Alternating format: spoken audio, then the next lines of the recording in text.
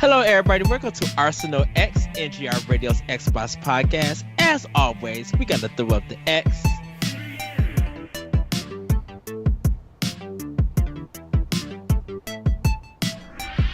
Yes.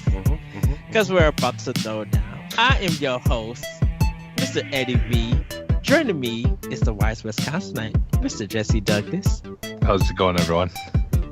And bossman himself, Mr. Corey Dirrig. Apex Legends is fun to play. Yeah, it is quite fun. Yes. So yes, everybody, Apex Legends has dropped. This is a new game, Battle Royale from the makers of Titanfall Respawn. There's been some controversy about it, but there's also been success about it. We all three have been playing it at different times of the day. But so I want to get your guys' impressions first before we get into what's been in our arsenal. Corey, what is your impression about Apex Legends? I like it. I mean, it takes what I like about Overwatch and kind of mixes it with what I like about Blackout and PUBG, you know, kind of the Battle Royale stuff. Like it's always a struggle to find a Battle Royale that I feel like I'm good enough to contribute in, right? Mm-hmm. Like I think Blackout is close, but usually I don't like to play it by myself. I like to play it with Jesse and, you know, people who are good at the game, and I can kind of like travel in a pack and kind of not stick out like a sore thumb when I'm jumping around, shooting the gun in the air like, woo, you know? But I like this because, you know, there's a medic class in the game that I feel like I can use the healing stuff to help my team instead of being a you know, kind of like a dead wolf out there. You know, I feel like I can contribute without being a nuisance to a team, because I'm not great at these types of games. Like, I like playing first-person shooters cooperatively, you know, because I mean, as you guys know, we've played Halo all the way through, 3 of them already. So, but when it comes to competitive stuff, like Destiny, I'm all right at. Halo, I'm all right at. But everything else is kind of like, oh, geez, how, what's this? What is gun? You know what I mean? Like, that's how I feel sometimes. And it's like, this game is really fun because I feel like I can wrap my head around it and really get into it, you know? So, and I already feel like, you know, after maybe playing 15 rounds, I think total, like, I feel like I'm getting to know the map better. I'm getting to know at least the medic class better and learning how to use it. So, I really like it. I really do. Mm-hmm. Yeah. All right, Jesse, your thoughts? I know me and you had some conversations, but yeah. What's your like official thought on it?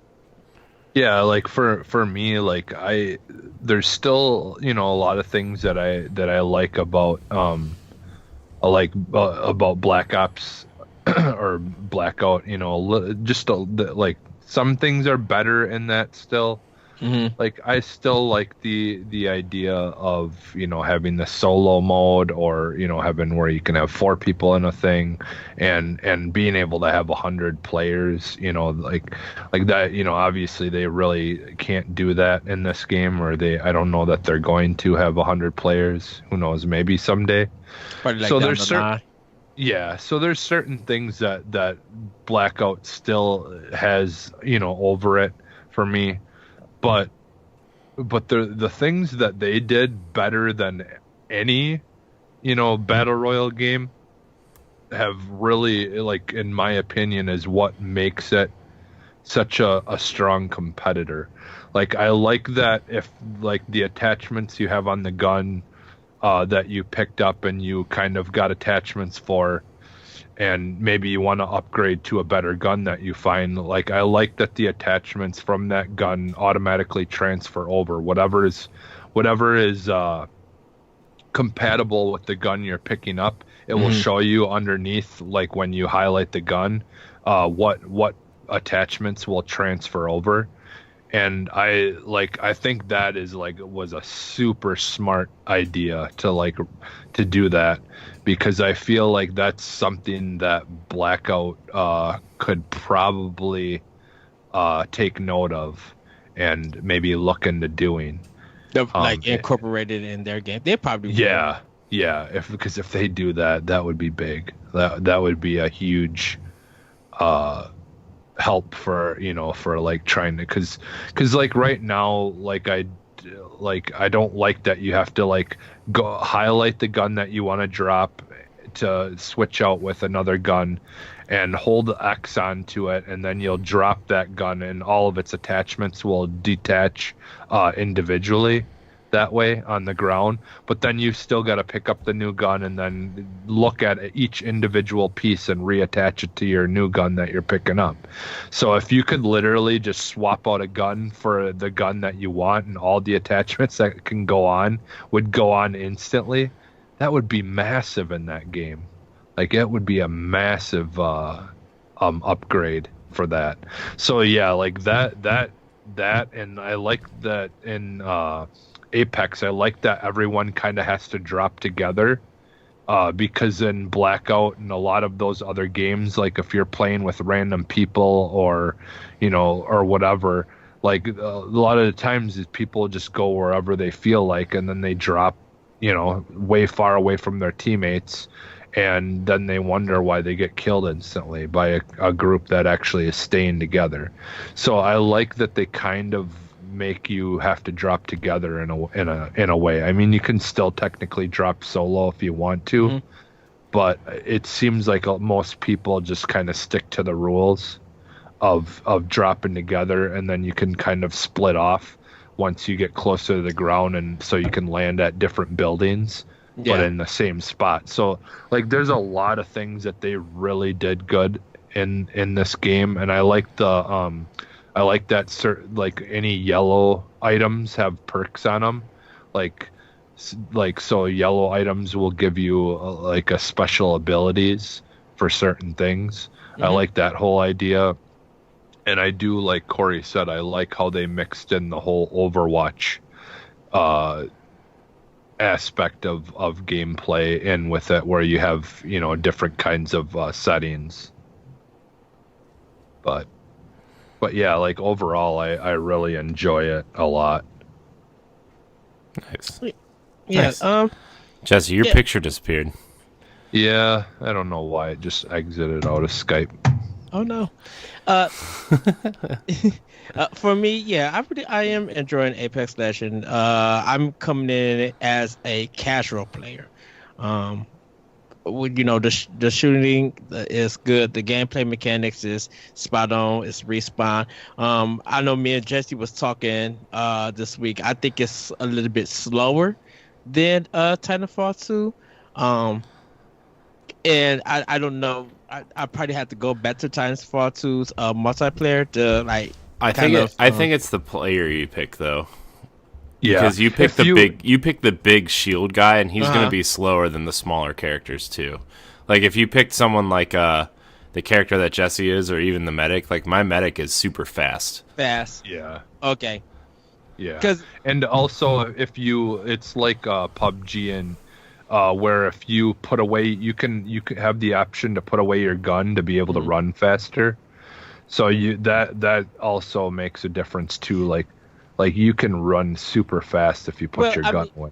I wonder if the frame rate, because I'll probably choose different characters to see if the frame rate changes or something. I mean, it's faster in that sense with the frame rate. I just think that there's something about Titanfall, and it might be because of with Titanfall 2, I should say, you jump around more because you're doing all the raw running and you're moving fast. Yeah. Where I think this one is just. It may match, but like you said, Corey, it might be my character that's making it feel a little bit slower than the normal, than the normal Titanfall 2. And I don't have a problem with the frame rate. There's been no drops. I think the only thing I had with we recorded a Royale with Cheese, and I just had connection issues. But other than that, everything it's a fun game. It's really good. I know for me personally, I'll be dropping in and out due to some scheduling and other things.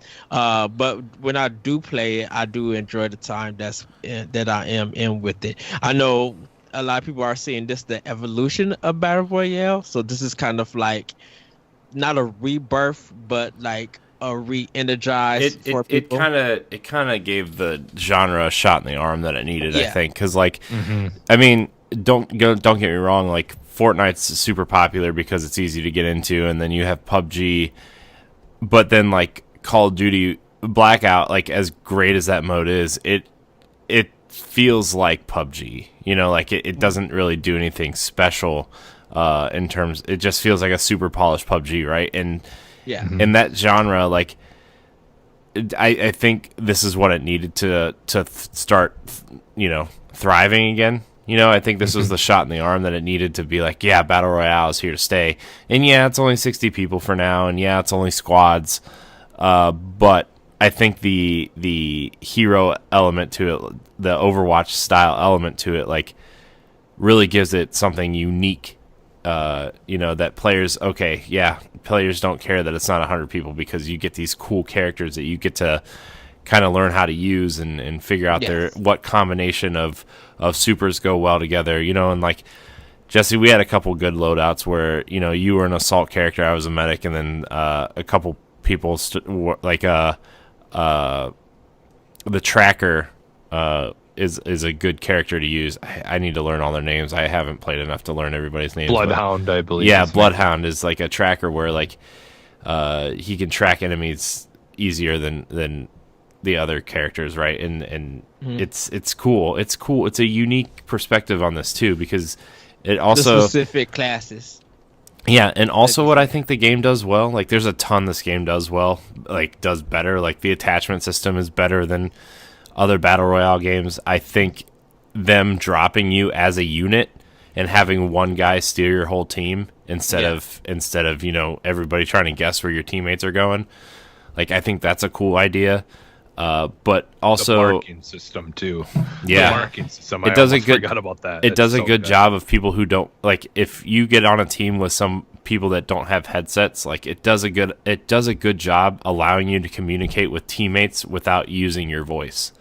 Which you know, a lot of people don't like to talk on headsets, and that's fine. But it allows you to communicate still without having to have a headset on. And what's nice too is when you're getting shot at, your character automatically calls out that they're being shot at, and a lot of the times it will say what they're shooting you with. Yeah. Like they'll say, "Hey, a sniper, you know, getting shot by a sniper." So then you can be like, "Okay, well, if I'm going into this, you know, battlefield where my teammate is that he's getting shot at, I know now that there's a sniper, so I need to prepare for that kind of weapon to be used against me." And so like you'll want to try to find cover and see if you can figure out where they're shooting from first, or shoot, like for my character I use, you can shoot down the smoke grenades and try to, you know, make it so then your teammate, if I shoot that's all I need to do is to let him get out of that position he's in where the sniper is shooting at him, because once that smoke's up, then he can kind of retreat and regroup. And you know, like it's very tactical game, like, which is what I really like about it. I really like that the abilities like all have their place and all have their use, and you know, like once you learn how to use a character, it can be, you know, very very easy to kind of get your teammates out of jams and things like that. So I know this is like, I think they're probably going to try to make this an esports game in a sense, like Overwatch I could see that. Totally. I mean, I can see that. Yeah, I think this is the first Battle Royale game that has a chance at being a solid esports. Yeah, because of the unique team dynamics you can have, and the unique perspective of having to work as a team instead of like Fortnite. Like, yeah, you can do a squads thing, but like I think having that Overwatch element to it really lends itself better to esports than the rest of them. Well, and honestly, just because it's only 60 characters, that also makes it easier for them to have an actual esport thing where they only need 60 people playing versus having to have 100 if they were to do it the other way. You know, does it offer private matches to have 60? No, but I'm sure there's builds of the game that allow people to like hey, guess what? We're holding a tournament. We have a build in the game where you just connect through this version of the game. A lot of those style games to have tournaments and stuff, they have specific builds of the game that allow like tournament play. Yeah. So, and I know we still have Battlefield 5's Battle Royale, so we'll probably be checking that out. It's kind of weird though to see who is going to do the next thing. You know, Respawn literally just set the bar high. Mm-hmm. So it's just it's just like now the little kids got Fortnite. The bigger players and some of the casual players now have Legends. Well, Apex Legends. What Jesse and I were talking about earlier was like Apex Legends and Blackout mode are the new Fortnite and PUBG, right? Where Call of Duty is clearly the PUBG of like, you got to be kind of tactical a little bit. I mean, you're still running around and shooting guys, right? But it's right. You got to be smarter when you play. You got to, you know what I mean? Where Apex Legends is kind of like, it really feels like I like somebody who doesn't play a lot of Battle Royale and someone who isn't good at a typical Battle Royale can jump in and kind of have fun, where like in Fortnite on like specifically on the Switch version, like I could jump in and kind of feel like I could get to the final 10 or final 5 without really trying too hard, you know? And granted, like what we played tonight, I definitely didn't do very well, but like I did get my first 2 kills though, and they were both the press X with the finisher moves. That's another cool thing too, is like the finishing moves are really cool. So to take out the other people's teammate. Yeah, it's really cool. It also leaves you vulnerable though, so it's like a risk reward thing, but it's still really cool. Because you don't have to waste bullets that way. Because Yeah. it still takes. It's like all the other games where it takes quite a few good shots to finish them off when they're down. And you also can get a shield that pops up to stop incoming damage when you're down. So so it's like you can override that shield and just do your finisher and just kill them instantly, regardless. Yeah. But yeah, like you said, it's a risk reward. But we'll see what happens probably at the end of the year. They did 10 million players, I think, within 24 hours after the game came out. I haven't heard anything financially just yet on how it's doing. Those stories will probably come out. I know there was disappointment that this is not Titanfall 3, or Titanfall 3 is in development. I know people were upset about that, but there was an announcement that they are hiring for people to work on Apex Legend and to work on the Star Wars Jedi Fallen. I think that's the game in, and that was what me and Jesse kind of was talking about, which is like what has happened with the Star Wars game, because they haven't really talked anything about it. Well, it's almost like Respawn is becoming EA's like, best top studio contender right now. Yeah. I mean, Titanfall 2 didn't sell well, but it's their highest rated game in years. EA's highest rated published game in years, right? Probably since Mass Effect 2, I think, right? And Apex Legends is a huge hit. They've got it's the only Star Wars game besides Battlefront that hasn't been canceled. Like, this is like they're sitting pretty right now, and like I don't think. I mean, coming from Infinity Ward and having that background of the 2 best Call of Duty games probably considered by many fans with Modern Warfare 1 and 2, like they've made something unique and special with Titanfall 2 and Apex Legends. Like I played a little bit of Titanfall 2 today, and it was like, man, just going in there and playing with the Titan and everything, like it still feels good to play. Like Respawn's got something, man. Like, I don't know why more people aren't paying attention to them, because they make some great games. I think because of when it comes to EA, it's mostly DICE.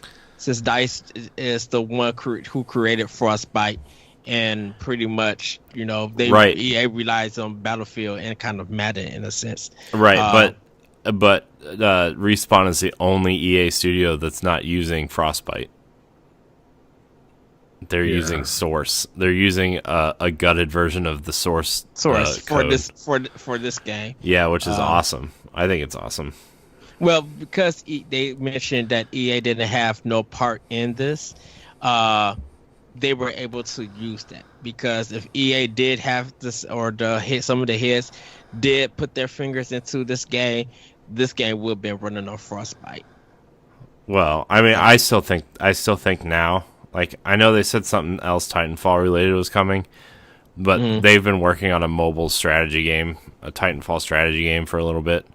So I think that's probably what we're going to get. Or their VR project could also possibly be a Titanfall VR project. Well, when I was watching the EA's E3 conference from last year, they said they got a lot of projects in the works. Yeah, I think they have at least, 3, I think, and I'm assuming this was one of them. They, from what we know, it's just 2. Apex Legend that came out, and there's the Star Wars Jedi Fallen. Star Wars Jedi Fallen was the sure one that we knew about, because they said holiday 2019. So that was the only one we know. This one, Apex Legend, was a surprise, and everybody assuming that they were working on Titanfall 3 because that's the only property that Respawn has. Well, I still think Titanfall 3 will come out. I bet it's a launch game for the next gen consoles. Next gen, yeah. That's me and Jesse kind of agreed on that. And I bet they're building it from the ground up with Source, or not with Source, with Frostbite. Yeah. So I think we shall see. Stupid Frostbite. The last thing I want to ask you guys, and then we'll get into what we've been playing. Do you think Anthem will affect this, or Battlefield 5 would affect this? See, we kind of talked about that on Javelins for Hire this week, and we kind of saved the conversation because we knew we were going to have it here. But like we thought that we didn't really understand why EA was releasing 3 products within like 6 weeks of each other. You know, we got Apex Legends this week. Next weekend for early adopters is Anthem, or the next 2 weeks Anthem is this Anthem staggered launch. And then sometime in March you're getting Firestorm. Or that's what it's called, right? Firestorm? Yeah, for Battlefield 5. Or pretty much the rest of Battlefield 5, So, like, I mean, I think getting Apex Legends out first was smart. I mean, I know... I think it's because of the fiscal year, that kind of business thing. Yeah, I think that too. But at the same time, I don't think the Anthem audience in this crossover very much. Like, I'm sure there's a crossover, but, like, I don't think people are being pulled from Anthem to play this, you know? And Battlefield people are kind of like their own kind of special people, you know? Like, they're kind of siloed off into their own kind of thing, at least hardcore Battlefield people. So I don't think this is pulling from that either. I think that this game is pulling from Overwatch and Call of Duty, to be honest with you, now that I really think about it. Because, Overwatch, like, with the whole Activision Blizzard kerfluffle that's been going on for the last few months, and Blizzard kind of going on a downward trajectory, and Overwatch players have been falling off the game the last couple months, and like a lot more than they've seen in a while. Yeah, a lot of people have been upset with Overwatch lately, and with some of the characters. Like, you know, that game is kind of... I mean, that game's been out for 3 years now. I mean, it's probably time for that game to start falling a little bit. I know Blizzard usually has a big kind of fan base that sticks with the games, but you're not going to play a game forever, right? But at the same time, it's like Activision got rid of Destiny. It seems like they're about to lay off a couple hundred people in the next... Get to that, everybody. Yeah, we'll talk about that soon. But like, it kind of feels like Activision is going this way while EA is kind of going up this way a little bit. Yeah. You know? Like, I think as much as we crap on EA, I think they are starting to turn the ship around a little. I think EA, like, as big as that boat is, I think they're starting to turn it a little bit in the right direction in terms of like Anthem's not getting any really paid DLC. You know, all the story stuff is free. We went over the end game kind of roadmap today. You know, they're going cosmetic only. What you see in the store is what you get when you buy it. That kind of thing. Apex Legends seems to be using the Fortnite model of purchasing cosmetics. There are 2 heroes behind a paywall, which, granted, it's like I think though, because you can unlock them through playing. I know you can unlock them through playing, but like I think they really want you to purchase those characters. But in the one that you buy, the toxic character, I forget what his name is, but the guy that throws the toxic things is kind of like the best character right now. It seems like, in terms of like, if you're indoors in enclosed spaces and he can just throw a little toxic bomb out at you and you slowly lose life, that's a pretty powerful move to have to unlock. So I mean, to be fair, I'm not criticizing the game for that. I think all the other heroes are great. I think that you just have to find the right counter move. But exactly. I mean, that's what these hero games are all about, is finding the right characters to counter the other team's players. So strategy. Yeah. It's a little bit harder to do when there's 60 players on the field instead of 10, but I still think, you know, EA gets a lot of crap, and rightly so, for Star Wars and stuff, but I think they're making better decisions with certain games right now, Apex Legends being one of them, and I think the things they're doing with Anthem also are better moves than what they've made in the past. So. Well, and to be fair, there was a tweet that was being reposted and stuff on Twitter of Disney admitting that they're bad at making games. And so, I don't think that all of that goes on EA with the whole Star Wars thing. I think that's a lot has to do with Disney as well, just not being good at letting people do what they need to do to make a good game. You know, we've seen it with the movies as well, where there was a lot of issues with them having firing, and it just became a complete cluster F. If you're not Disney proper, Disney is notoriously difficult to work with, because they want everything to be how they want it. And you know, everybody gives Kingdom Hearts 3 a lot of crap for not coming out sooner than later, but you know, that game took a long time because Disney literally had to approve every little thing, right? And it's not just Disney, it's Disney Animation Studios, it's Pixar, it's the Jerry Bruckheimer production company for Pirates. There's so many different aspects they have to go through, you know, that they everything has to be perfect. That's what happens when you do mess with a game that's filled with licenses. That's what happens when you mess with the mouse. Yeah, but don't mess with the mouse, you'll get the ears. Yeah, because Nintendo showed that if you back off a little bit and just trust in the people that you're letting use your stuff, you know you'll get a good game. When Ubisoft did Mario Rabbids, so Nintendo's different.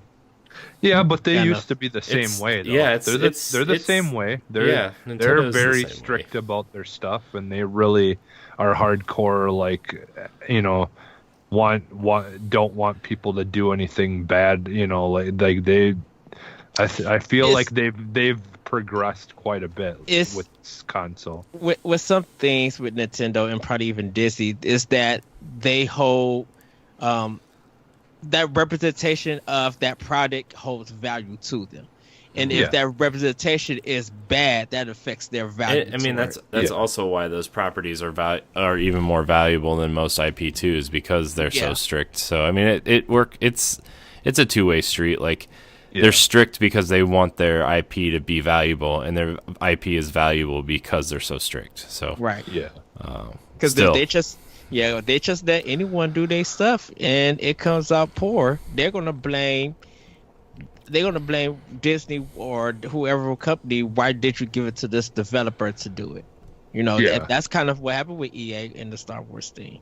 Yeah. Well, but I feel like with Nintendo doing with Mario Rabbids, like they actually, because they know how to make, Nintendo knows how to make games. I think they're much better at letting Ubisoft do their thing and trusting them. But the thing is, Disney doesn't really know what they're doing or what they're talking about. So, like it doesn't transfer from what they want and what it actually takes to make a game. And so I think that the problem is Disney needs to realize that, okay, you wanted EA to make something for you, or you're letting them make something for you. You've got to trust that they are able to make a game, because they know how to do that. You don't. Like they need to be strict still, but you need to chill out. Well, it is a weird thing, and we're going to get into what's been in our arsenal. It's a weird thing. It's because of we don't know who brought who the contract. Like if Disney brought it to EA, or EA went to Disney to talk to them about doing anything Star Wars. Is that EA kind of has a reputation amongst gamers that has been soured throughout the years with their products, and that's mostly due to some of the business moves. A lot of people feel like if EA business partners and CEOs let their own developers do stuff to make a good game and not attach all this crazy stuff, if we're going to apply that idea to Disney, then that idea should be applied to EA, because of what gamers feel like. If EA just didn't do none of that little DLC or microtransaction stuff, I think a lot of people will feel fine that when DICE and EA bring out a Battlefield or whatever, and they could see that EA didn't have their hands in it, the CEOs didn't have their hands in it, they know that their developers were able to bring out a product that everybody's going to like. Yeah, I think part of it though is I do believe whoever, EA getting Disney, I think that was probably a bidding war between whatever developers wanted to try to make games for them. Yeah. And so unfortunately, when you start with a bidding thing, that's a lot of money that you're throwing out to buy the rights to make a game for that, and then in turn, like that means that that's a lot of your profit is already gone before you even make the game. So therefore they had to, I'm guessing they had to put microtransactions in it to try to recoup some of the money that they had to spend to be able to even make the product in the first place. Yeah. I think that unfortunately it's a mixture of a lot of different things that led to those choices.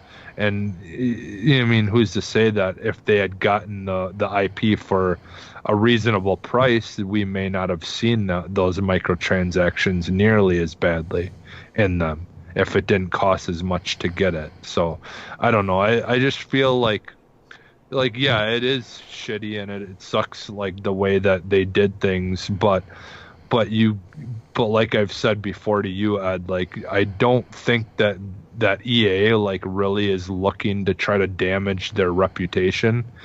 Like I think they just did what they probably felt they had to do to try to either even out or come back, make sure that they can come back ahead. Yeah. To make another game, because it's not cheap to make games.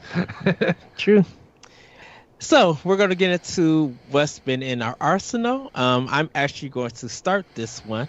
So first, my PlayStation 4, getting a little bit more Secret of Mana done. I am about 70% done with that. I'll be hopefully done by this weekend. With it, just got to do a couple more grinding, get some more mana seeds and weapons, and I'll be finished with that game, and be moving on to Neo and some other stuff for it. I am getting Sekiro, Shadows Die Twice, but I'm going to be doing that on Xbox One. And so Days Gone is going to be the actual first PlayStation game that I get for this year. for Xbox, I am working still on Far Cry 5. Playing a little bit more Resident Evil 2. Started up Assassin's Creed Chronicles Russia. I think that's the small little indie 2D thing. It's a fun game. It's really cool. Really enjoying that one. Really been playing a lot of Destiny 2, and like I told Corey on Nintendo Power Block, I've been getting back in the loop of that game. Just guns are blazing and like kind of it feels like the stuff that I didn't pay attention to, I'm starting to pay attention now to be like, oh, okay, that's okay, now I understand it. So yeah, I'm really enjoying Destiny 2. And haven't been working on some games here and there for the NX challenge. So hopefully I can start finishing some of these games and getting adding my points and stuff. But Corey, what's been in your arsenal? In terms of Xbox, it's really been Destiny 2 and Apex Legends. You know, I mean, Destiny 2. I've been trying to get this escalation shotgun or escalation protocol shotgun, and it's just not dropping for me, man. It's just not. So I've been trying to level up my warlock. I'm debating on whether or not I should start a new character just to have another class to run through stuff with. Yeah. So that's been going through my mind, but Apex Legends is, I mean, we talked plenty about it at the top of the show, but that's kind of it in terms of Xbox. I've been playing Wargroove. It's on Xbox One, but I'm playing it on Switch, but it's got crossplay across all three of the platforms it's out on, so it's cool. It's a tactics kind of a tactics game that you kind of just move units around and take out enemies and stuff. So if you played Advance Wars or Fire Emblem on 3DS or DS or Game Boy Advance or whatever, like it's more Advance Wars than Fire Emblem, but it's that same concept, and it's really good, man. It's really good. If you don't have a Switch, you can still get it on Xbox One or PC. It's a good strategy game. So highly recommend it. But in terms of Xbox stuff, that's pretty much all I've been playing. Gotcha. And what about you, Jesse? What's been in your arsenal? All right. Well, so I played a little Black Ops, got another win in solo mode, and Nice. then the Division 2 beta, played that a little bit. Oh yeah, I played that too. It's pretty good. Yeah. And me and Ed teamed up at one point for a little bit and played that. So, and then because that was me and you teamed up, wasn't it? Me and you that teamed up on that for a little bit. Ed? No, you and Corey did Destiny 2. Me and you did Apex Legends. Division 2. Yeah, that's right. We played a little bit on Thursday, Jesse. Yeah, that's right. Yeah. That's right. It was me. Yeah, and you. I didn't get the private beta. I'm assuming there's going to be another one. I'm sure there's going to be an open beta. It's probably going to launch the open beta is probably going to be the week of Anthem comes out. Yeah, would be probably the best time for them to do it if they want to. It's going to be a Battleborn Overwatch situation where the Battleborn comes out and Overwatch release their beta. Yeah. I mean, it's not going to be quite that bad, but you know what I mean. Yeah, because it showed up in I checked my Ubisoft thing, and it just shows that I'm set up for Xbox One for the beta. So I think that's just going to be for the open beta when it goes live. So It shows that when if they do go live, just open for everyone, I think it'll automatically download or give me that option and stuff. Yeah. Yeah, so I played Seasons After Fall. I've been slowly trying to finish that. Played it for a little while. The thing is that it had been so long since I played it last that I don't remember where I need to go or what I needed to do. So it always takes me a little bit longer to play that because when I come back, I'm not sure where I left off. Yeah. And then I also played Away Journey to the Unexpected. So I just recently picked that up, and I did do an AX Plays for that, so that will eventually be available to watch. and you can kind of see then how like it's more of like a first look because I hadn't played it leading up to doing the recording that, so I kind of, as I'm playing it, I'm kind of learning how everything works and everything, but I really am enjoying that game a lot. And I did talk about that on Pal Block in more depth, so I'll just leave it at that for now. So if you want to hear more about that, you can listen to Pal Block. Yeah, and probably by the time we get to and like within 2 more weeks when we start doing the Anthem and Crackdown discussion, we'll probably talk more about Away and some other games and stuff. But yes, everybody, that's what's been in our arsenal. So let's jump into some Arsenal news. Classic BioWare and Black Isle RPGs is coming to consoles this year, and it has an update. All our stories is coming from Game Informer, so you guys will be able to check out these stories for yourself if you would like to. There is an original story. Over the last few years, Canadian studio Beamdog has been remastering classic RPGs for use on modern PCs. So far, the team has remastered Baldur's Gate 2, Baldur's Gate Siege of Dragonspear, Icewind Dale, Planescape Torment, and Neverwinter Nights. It's an impressive effort and useful for anyone who would like to replay those classic series. Now, thanks to a partnership with Skybound Games, all of those games will be making their way to consoles later this year. No specific time frame was given, nor was there mention of exactly which consoles they will be appearing on. Skybound said they will be released on console platforms, so it's probably safe to assume PS4 and Xbox One at least, though whether they make it to Switch is another question. Skybound did say that it will be answering those questions in the coming months, along with revealing what you can expect to find packed in the boxes. If you're looking for something to do after you beat Anthem and want to see what BioWare was doing for 20 years ago, this should be an interesting crash course. And the update is that Skybound Games has clarified that these titles will be coming to all 3 major platforms, PS4, Xbox One, and Switch. And we'll just have to see if any of them going to be crossplay later on in the year. But yeah, if people want to see those games, I've never played any of these. I heard about them, but never played any of them. So I'm excited to see them coming to console. This is kind of huge. Any thoughts, you guys? Nope. It's it's a good thing. It's always nice to get some new stuff, or get some old stuff that never really came to consoles. But other than that, yeah. I mean, good.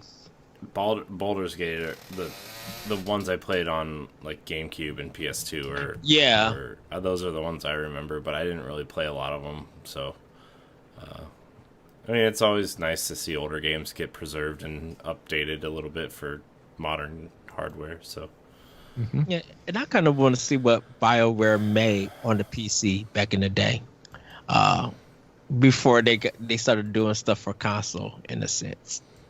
So, former Telltale and Ubisoft developers started a new studio. Back in 2017, Ubisoft hired several key Telltale developers who have worked on The Walking Dead, Tales from the Borderlands, and Minecraft Story Mode. At the time, fans of both Telltale and Ubisoft wondered what would emerge from that combination of talent. The answer appears to be another departure. Variety is reporting that 3 of those developers, Nick Herman, Dennis Lennart, and Pierre Charette, have broken away from Ubisoft to start their own company, Ad Hoc, which is focused on building interactive narrative experiences. Having to pitch something that ultimately 50 people need to understand and approve means that a lot of the more adventurous or risky ideas often die early on for a bunch of different reasons, Lennart explained to Variety. They have a full report on Ad Hoc on their plans to do for that space, and I was looking to Netflix Bandersnatch for inspiration. And you guys could go to Variety to read that story. But yeah, it seems that Ad Hoc is going to be bringing some adventure games back. Nice. That's kind of... I guess the adventure games haven't died yet. Would it be episodic? Cool. No, I don't know. I kind of feel like Telltale was kind of the one that was like keeping that genre alive a little bit. And now, I mean, I guess Square is kind of doing it with Life is Strange also. Yeah. So, Yeah, Life is Strange is a good game.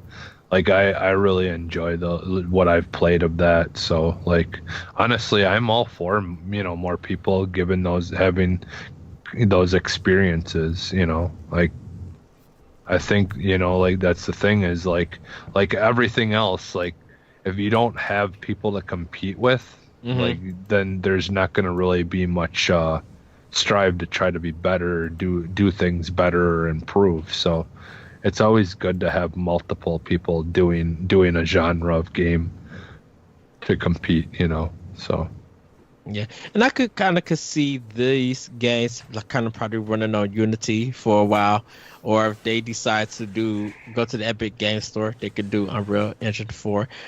It kind of reminds me of the FMV genre actually making a comeback. Like I think the Last Stand is some of the ones that's on Switch and PC, like Her Story and stuff like that.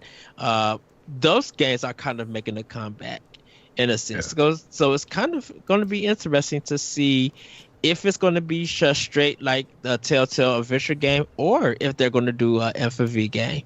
It'll be interesting to see. So we're going to get into our last story. There's been a report that there's going to be mass layoffs at Activision Blizzard, and it will result in hundreds of lost jobs. Bloomberg is reporting an upcoming plan from Activision Blizzard to lay off hundreds of workers as the company attempts to restructure and centralize its operations. Sources tell us the layoffs will come from different parts of the company, including Blizzard, though it's not clear what parts of the studio will be affected. At the end of 2017, Activision employed 9,800 people across all sections of the corporation. The news comes after a rocky few months for Activision. While Call of Duty has been performing well, some things like the split with Bungie, Forsaken not meeting sales expectations, and flat numbers for games like Overwatch have resulted in a weaker price for Activision stock, which has declined nearly 2.5%. Activision is expected to make the official announcement on Tuesday. So by the time you guys while you guys are watching this announcement has been made already. So at this time of the recording, we don't know the numbers, but we shall see. What are your thoughts about this? I know we had a big dive about, Bungie splitting, and then all those other reports of different like top heads leaving. Corey, what are your thoughts? well, if there's one company in this industry that likes to count pennies more than anybody, it's Activision, right? And they got rid of, quote unquote, got rid of one of their biggest franchises in Destiny. They've kind of minimalized all their other studios except for a few to Call of Duty support studios, which I'm going to go ahead and say that those studios are going to be the ones that are most affected. They've got three. And I'm talking Activision, not Blizzard right now. Yes, just Activision proper. They have a few small studios that are doing the Crash remakes and the Spyro remakes, but Activision doesn't put out anything. They put out Call of Duty every year. They published Destiny for a while, and now they're not doing that. So you got one big AAA franchise. Guitar Hero's dead. Skylanders is dead. You've got the Crash remake and the Spyro remakes, but there's no like really new games in those franchises on the horizon. And then Blizzard. We just talked about Blizzard kind of changing gears, and a lot of people that made that studio what it was have already left. So and unless you're infusing new blood into Blizzard, like that studio's kind of on a different trajectory now. In terms like Overwatch is their biggest franchise, but like they already announced they're kind of shuttering Heroes of the Storm a little bit, which is their MOBA. They're not closing the game down, but they already announced like their esports league is shutting down. Support for that game is starting to wind down. You don't have any new StarCraft game coming out. Warcraft, like World of Warcraft, is still like their main moneymaker. You got 3 AAA franchises for that for Activision Blizzard. You got Overwatch, you have Call of Duty, and you have World of Warcraft now. That's it. That's all you got.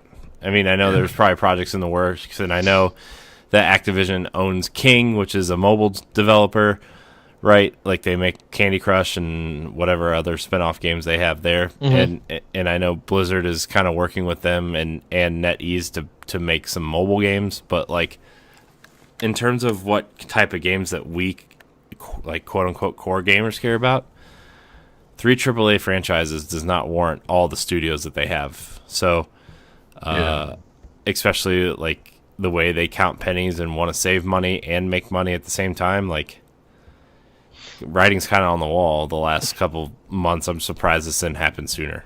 Well, and with Blizzard definitely hurting themselves with that Diablo mobile game announcement. Like, yeah, I mean, to me, that's just the internet overreacting. Overreacting, but everybody was hoping for Diablo 4. But they said they weren't announcing Diablo 4. They came out and said that before BlizzCon. They said we're not announcing a Diablo sequel. Don't get your hopes up. They said that. That's the fans' fault for thinking that. A lot of people held on to that. It's just weird. But I mean, they still didn't announce a brand new project, though. Right. To be fair, like they announced some new Overwatch characters. I forget what all they announced, but like they still didn't announce a whole lot. I know it's kind of weird to see the success of Diablo on Switch. Mm-hmm. You know, Diablo 3 is a good franchise. Like a lot of people love Diablo, and like, you know, it was stupid for people to expect them to announce Diablo 4 when they said they weren't announcing Diablo 4. But like, Diablo's a huge franchise for them. I'm sure there's one in development. I mean, it's been 8 years since. By the time if Diablo 4 is announced this year, it's been 7 years since Diablo 3. So I mean, it makes sense, you know, and have like a holiday 2019 or 2020 release date. Like it makes sense, but. And I don't even know if there's any more expansions coming for Diablo 3. No, there's not. They're done. But I mean, they're still doing seasonal content, which is what they've been doing for a while. But I think the layoff stuff is going to affect Activision more than Blizzard. But like, just because a lot of Blizzard's like founders and core team that's been there since the 90s has left. You know, they've all left to go do other things, and be like Blizzard's just, they're kind of like a functioning entity into themselves. They don't really answer to Activision. So I really see these layoffs affecting Activision more than Blizzard, which makes sense because the only thing Activision is putting out now is Call of Duty. I mean, the only 2 games they have scheduled is Crash Team Racing and Call of Duty 2019. So yeah, you probably don't need like 15 studios working on Call of Duty. I'm sorry, you don't. Like, in terms of a business move, this is smart, but I feel bad for all the people that are going to lose their jobs because Activision doesn't want to work on anything. Well, and I think part of their downfall is there were too many times where they didn't pinch pennies when they probably should have. Like they've admitted themselves that the Rock Band or whatever the games that they make are Guitar Hero. Guitar Hero. Like those were really, really bad decisions to keep on trying to make those because they were popular for a little while, but then when the fad died, it died hard, and then they were stuck with just making no money at all. Yeah, I think the last Guitar Hero game they made sold less than 500,000 copies. Yeah. Well, I think it was at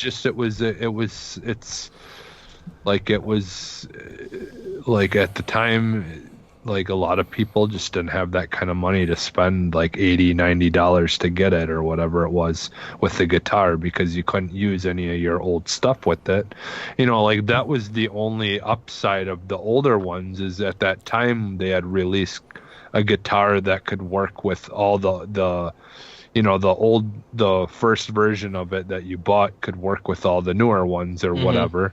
And so it wasn't that big of a deal. But when you're going into a new console, they just never should have did that. They never should have made another one. They already were losing in the last ones they made. So why go ahead and try to do it again? I mean, I know that Rock Band came out with something and they probably wanted to try to compete with them, but it doesn't matter. Let them release something and end up failing because it's one of the things that, because Harmonix made Guitar Hero, and then when Activision got rid of the people and they formed Harmonix, there was a different name at that time. And Harmonix made Rock Band. That competition, it was just like, you see how Rock Band was getting more popular than Guitar Hero. And then kind of look at it what it is now. Like Harmonix makes that music cardboard card game, and a lot of people are enjoying that. And I agree with you, Corey. Just having only kind of 3 strong titles, that's really hurting Activision Blizzard. And like the rely on was just like, we could pump these titles out because we have a guaranteed sale with the fan base. We know you guys are going to buy it. So them not exploring different avenues or putting small games on Nintendo Switch or putting on their stuff on Nintendo, and try to maximize different games, whether it be big or small, they relied on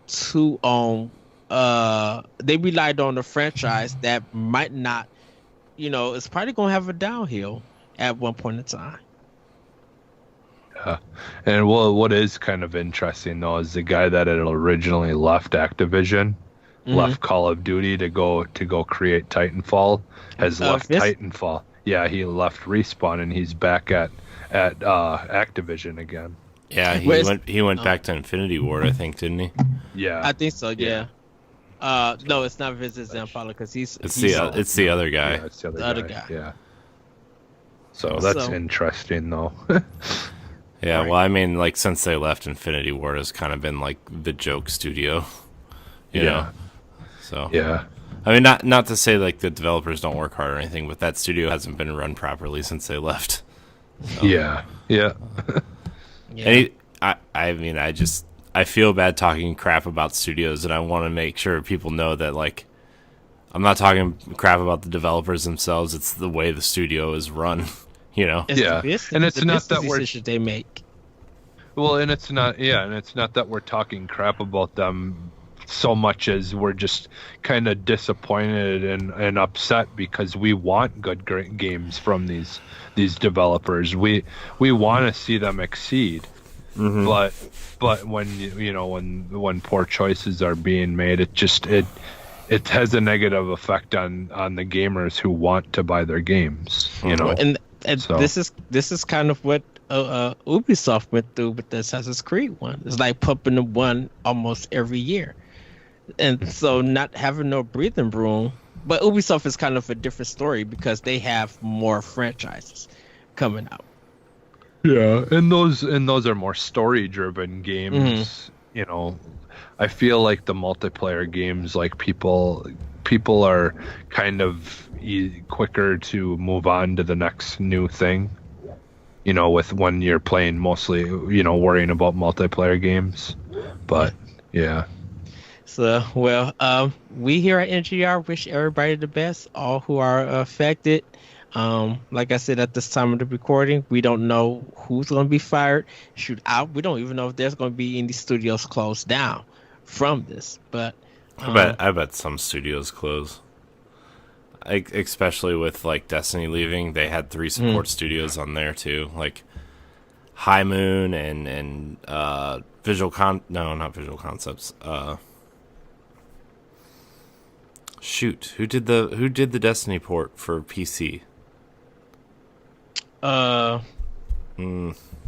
don't know, but all I was gonna say is that now we know why they were able to leave, and it wasn't that big of a deal.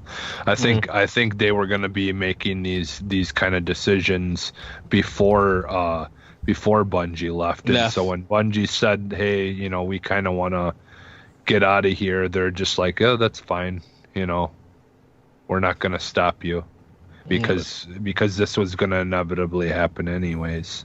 I feel like there was going to be a lot of stuff being moved around. I think the Bungie one was still unexpected with a lot of people, due to the fact that Bungie is still respected as well, yeah, but I mean, I think these layoffs and all this were also unexpected. Bungie. So I'm just saying it's kind of hand in hand. I think them leaving was such an easy thing to happen because Activision was kind of in this mode of trying to cut down to the bare minimum of what they absolutely need for right now. And this is just one last thing, and we're going to get into our Arsenal exchange. What happened to any backup money for Activision to have? Like Nintendo got like 10 million or 10 billion. Nintendo got something in the bank in case of something happens, so they could avoid stuff. Well, the thing is too is like, we don't talk about this enough about Nintendo, but like, they're very conservative in game development. They don't spend a lot of money on motion capture, on hiring big name actors to do voice acting. Mm-hmm. They work on concepts and design a game around concepts instead of coming up with a game and then designing concepts around it. Like, they make a lot of smart decisions in terms of their game design process, which a lot of companies don't do that. I'm pretty sure Activision is not one of them that does that. They have something and they like Bobby Kotick, he's the CEO. Like, he's been very open and honest about, hey, we will squeeze every last penny out of a franchise before we stop making it, right? And that's what happened to Tony Hawk, Guitar Hero. It's happening to Call of Duty, even though Black Ops 4 has had kind of a resurgence for that franchise. But Infinite Warfare and World War II didn't break anybody's bank. It's Activision is kind of stuck, and this is how they're gonna try to fix it, I guess. So the meat cell expectations, because that's what happened with EA with Battlefield. Oh, that mess. Yeah, but I was just wondering that. I'm just like, y'all don't have any backup money to. I'm like, the Call of Duty has made Activision bank. I mean, they had enough money to give their new CFO a bonus of $15 million and their CEO $30 million. So, I mean, it's not like they don't have money. They're just, Yeah. I mean, it's a lot of it is like all those the music licenses and all that stuff is where they wasted a lot of money on the Guitar Hero games and stuff like that. Like, the music license stuff can be super expensive. Yeah. But see, people get like mad, like what you mentioned, Corey, with the $15 million thing. It's just like, how about you spend that $15 million? And I wonder if it's contract or anything, but I'm like, spend that $15 million to keep your employees there. Yeah, but I mean, that's also every company, though. I mean, it's not, and it's not just games either. Every company does this, and it's not fair, but it happens. It's just one of those things. Yeah. I agree. It shouldn't be one of those things, but it is one of those things. So. Yeah. Well, like we said, everybody, we will see, and hopefully, and we'll probably come back to it, but not too much to it. We wish everybody the best. So we're going to get into our Arsenal exchange. So yes, Xbox Live is coming to Nintendo Switch and the mobile games. This is a major step for Microsoft as a company. They're trying to get just not product out, their IPs and stuff like there, but they're trying to make gaming more available to a lot of people. And we talked a little bit more of this on Nintendo Power Block, but I brought it to Arsenal X to expound on it a little bit more, because I want to know from your guys' perspective what good is going to come out of this. Good as in we know there's going to be a benefits for like a more party people, like Nintendo, Microsoft, and maybe some other studios who work with Microsoft. There could be partnerships and stuff like there. But what good are we going to see out of this? Do we think that Sony is going to jump on board and allow this or not, or do we see that there's going to be a good unification with systems and mobile and stuff because of Microsoft's decision? Well, I can start. So for me, like I think this is just kind of the beginning of something bigger, you know, like, and we kind of talked about this on Pow Block, but like I could see this being the starting point of trying to get all, you know, the Nintendo and Xbox systems to be on the same level, so it doesn't, so when you're playing like multi-platform, it doesn't feel so half-assed, I guess. Yeah, is the best way to say it.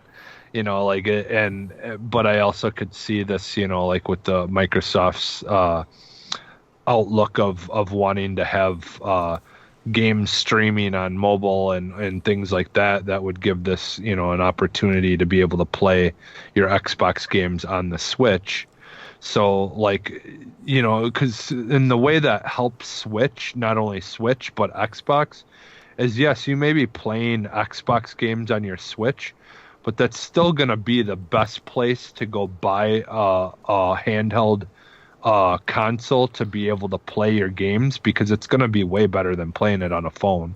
I'm sorry, it's just like, it's a bigger screen, you've got controller already built into it, like everything you need is going to be there. So I'm going to spend $250-$300 on a Switch before I spend $400-$500 on a phone, you know, to play it. So it's like, you know, like that's going to be the best way to play handheld, you know, and because phones, as good as they can be for certain things, it's just still, there's a lot of extra things you're going to have to buy in order to be able to make it feel better than playing it on the Switch. And then the other thing is like I just feel like it's just like the more that happens in this area, the more that it will put pressure, I feel like, on Sony to either decide to be left out or to be progressive, you know. Like they don't have to necessarily say that, hey, we're going to allow, you know, Xbox to be able to be played on the PlayStation, but they're going to have to think about the cross-platform play stuff, at least, you know, to the point of making that feel a little bit better and more included. So especially if Xbox moves ahead, you know, in the next generation, if their consoles start selling like better and things like that, and they become a true competitor with Sony's gonna, you know, have to make some decisions. So what about you, Corey? I mean, I definitely first of all, I think this is like, at least out of the gate, I don't think you're going to be playing your Xbox games out of the gate on Switch. I think, I think, you know, I think eventually, like, they'll integrate that xCloud into this app, and you will eventually be able to play, like, once they integrate Xbox Live and xCloud and Game Pass all into like one kind of cohesive service on the next platform, which I think is what they're going to try to do. Then I could see you being able to, hey, if you have this game downloaded on your Xbox or on your PC somewhere, you'll be able to use xCloud to play it on the Switch as long as you're connected to the internet, right? And I think that's a cool thing. But at first, I think it's going to be a more integrated way to have crossplay. I think it's going to Wargroove, for example, right? Available on Xbox, PC, and Switch right now. Yes. I think what Xbox Live is going to be able to do on Switch is you're going to be able to earn Xbox achievements on your Switch with Wargroove be able to team up with friends, be able to play with friends, and be able to chat with friends on your Switch while somebody else is playing on Xbox or PC, right? Like, Yes. that technology exists. And, like we said earlier, that company that's making dev kits for voice and text chat for Switch, that we know Fortnite already uses it to use the technology in the Switch to do voice chat. Like, I think Xbox is also going to use that type of dev kit to provide text and voice chat through Xbox Live on Switch. So if you're playing Switch, you can check to see who's online. Like, if I'm playing, if I'm playing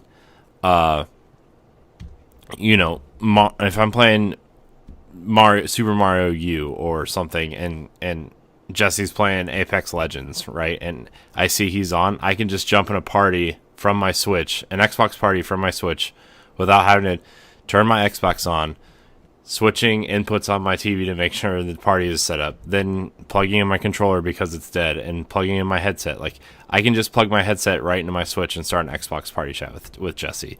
And I think that's what it's going to be at first, where, Minecraft for Switch is another great example where it's crossplay. You have to log into Xbox Live to earn achievements and do crossplay, but you can do it. And, when I turn on my Xbox and I scroll down to Minecraft, it says Minecraft for Nintendo Switch on my Xbox. And I think that's the perfect example of what's going to be incorporated with Xbox Live on Switch at first.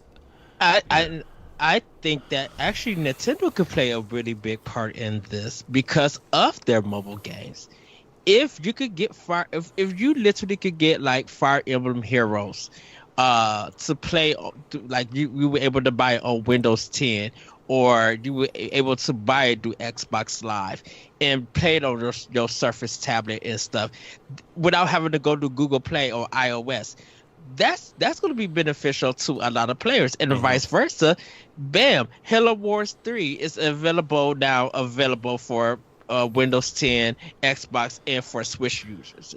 Streaming or whatever. Like and I said, down the line. Like I said on Pal Block 2 is like, this could also open the door for Rare Replay Deluxe, these type thing. It's going to open a door for Cuphead maybe coming to Switch. I don't think you're ever going to see Halo native to Switch, right? Something like that. We've talked about this 100 times, and like, the more and more news that comes out about Xbox and Nintendo teaming up, the more and more it seems likely that Microsoft is going to start publishing smaller games. Like, I wouldn't be surprised if that Battletoads game that's in development would come to Switch, published by Microsoft, right? Yeah. You'll see Xbox Game Studios pop up on your screen, and you'll be playing Battletoads and earning Xbox achievements on your Switch through Xbox Live, right? I could totally see that happening. And also, what I think eventually this does, it's going to benefit Nintendo for having a sort of standard online component that they already don't have. I think their online, I think Microsoft's online is far superior than something Nintendo could ever build. So, like, maybe Nintendo uses the Xbox Live technology to do their own online stuff, but also, like, this gets more hardcore gamers into the Nintendo ecosystem. While I think this might actually put Xbox on the map in Japan, which is something they have struggled to do for years. Like, since Xbox launched, they have not been able to sell consoles in Japan.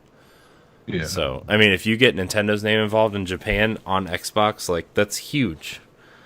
Yeah. So, yeah. Do you guys think that that maybe they'll even have it where, like, if you own a game for Xbox and you own it for Switch, like, that as long as you're logged into your Xbox account, you'll be able to continue where you left off in the game on either system, like, and cloud that saves? and that save will kind of be similar, like, be the same. I think eventually. I don't think right off the bat. Yeah. I think if man, that's a tough one because Nintendo already has their own cloud save system. I think that would have to be a game by game basis almost. Yeah. Yeah. I say give it a year. Like you'd have to link it. You would have Yeah. to link it to through the Xbox. Or there could be app or like something. there could be like a cross progression style thing like Fortnite does. You know, Yeah. where like you do have to have that's an what I epic. was thinking. You have to have Like an epic Minecraft account. is the same. Yeah. Yeah. Yeah. I mean, that's what I said. I say give it a year.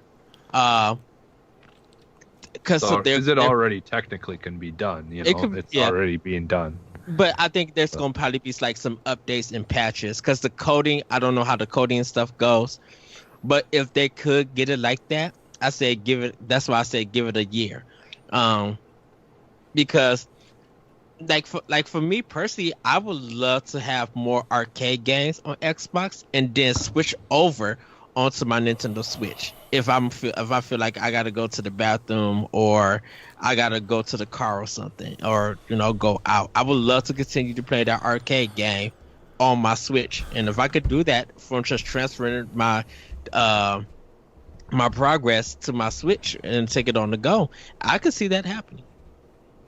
Yeah. So, it's going to be interesting.